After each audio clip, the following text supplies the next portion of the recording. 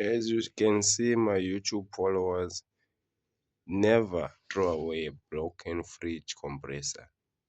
Anything is possible. Anything is possible. Today in the morning, I just woke up and replaced my refrigerator motor with a fan motor. Let me show you. And it's working. It's working nicely, as you can see. Here's the fan motor. Okay, we place it all together. Here's the discharge tube, and it's going through the water. Let me put it on so you can see. 0, 1, 2, 3. From 1, the pipe is pumping.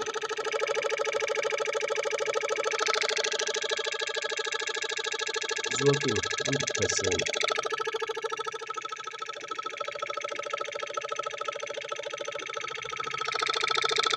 Number 2, faster.